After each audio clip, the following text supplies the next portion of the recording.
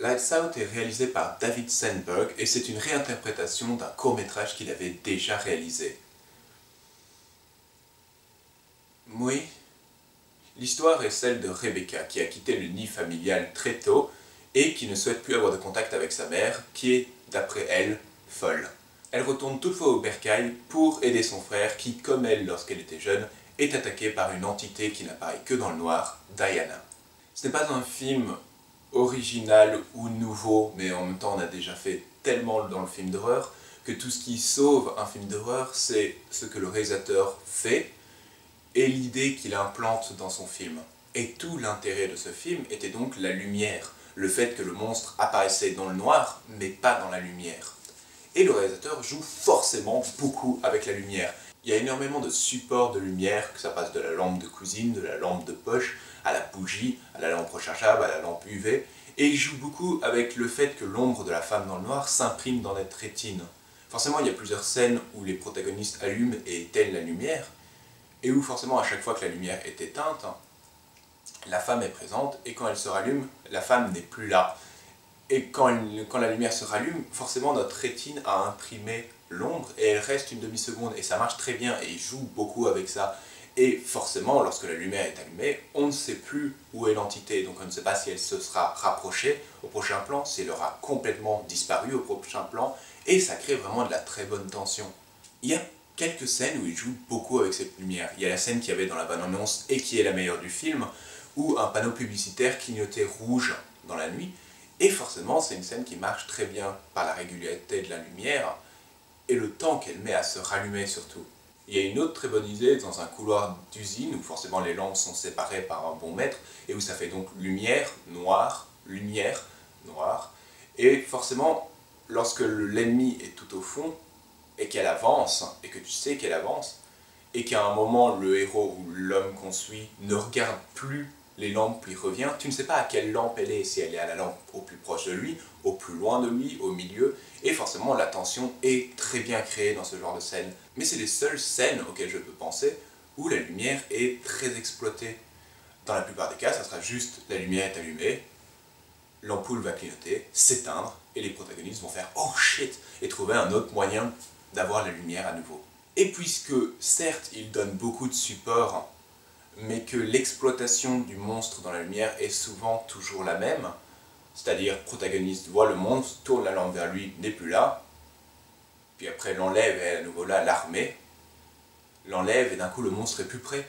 Et vu qu'il fait ça tout le temps, le film devient très prévisible et c'est dommage. Il y a beaucoup de supports de lumière, mais il n'y a pas de nouvelles techniques pour interagir avec elle. Et donc forcément on tombe dans cette monotonie et très prévisible si vous avez vu ne serait-ce qu'un seul film d'horreur. Et en parlant de film d'horreur, le film n'échappe malheureusement pas au triste destin des protagonistes qui doivent être forcément débiles. Il y a plusieurs scènes dans le film où les protagonistes se baladent dans la maison, vont monter au-dessus pour aller chercher quelque chose, puis redescendre.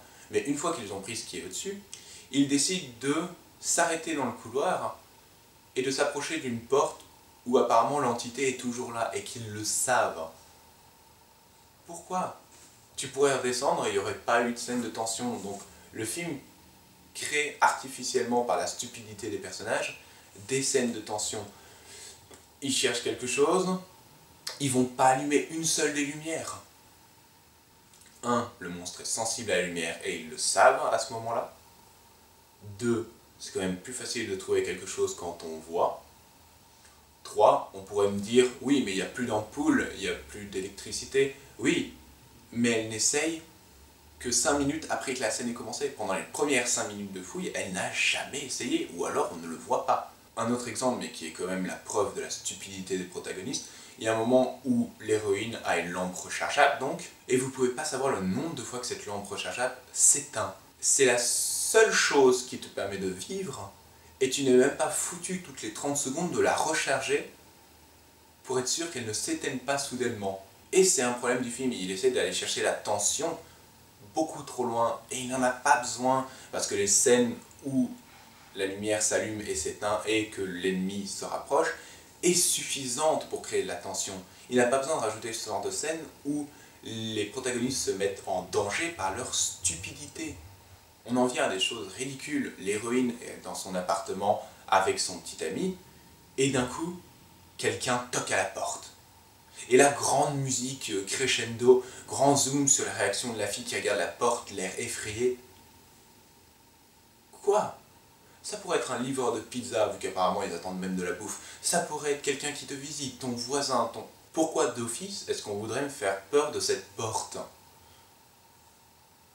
Et une autre technique qu'il utilise énormément pour créer la tension, mais qui devient juste frustrant comme d'habitude, les jumpscares. Et oui, au lieu de laisser faire la magie de son film, en offrant des apparitions soudaines et qui nous font sursauter visuellement, il décide de nous attaquer avec des booms, des énormes jumpscares, et vraiment très bruyants. Et c'est le genre de jumpscare qui m'énerve, parce qu'ils vont 6 fois plus fort que le volume des dialogues des personnages, et c'est bruyant. Et vu que dans ce film, il y en a à chaque apparition du monstre, vraiment à chaque fois que le monstre apparaît, il y a un énorme jumpscare, il y a vite un moment où le film devient en plus frustrant. Donc bilan, il a une idée de monstre qui est assez originale et qui est très bien visuellement quand elle est dans le noir. Il a des protagonistes pour la plupart débiles et une héroïne que franchement c'est à la limite d'être une connasse, je trouve. Il a plusieurs supports de lumière mais ne les exploite pas assez dans un film de 1h20 et il a beaucoup de jumpscares. Au final, si je devais donner une cote à Lights Out, ce serait un 11/20. Si Lights Out vous intéresse, allez le voir, ça reste un film correct, mais je vous propose plutôt d'aller voir le court-métrage qu'avait réalisé Sandberg, que je mettrai le lien ici. Comme toujours, si vous avez aimé cette vidéo, vous pouvez mettre des pouces bleus, vous abonner et partager cette vidéo. Vous pouvez également me suivre sur Twitter où j'annonce à l'avance les sorties de mes prochaines critiques. Sur ce, je vous retrouve bientôt pour une nouvelle critique.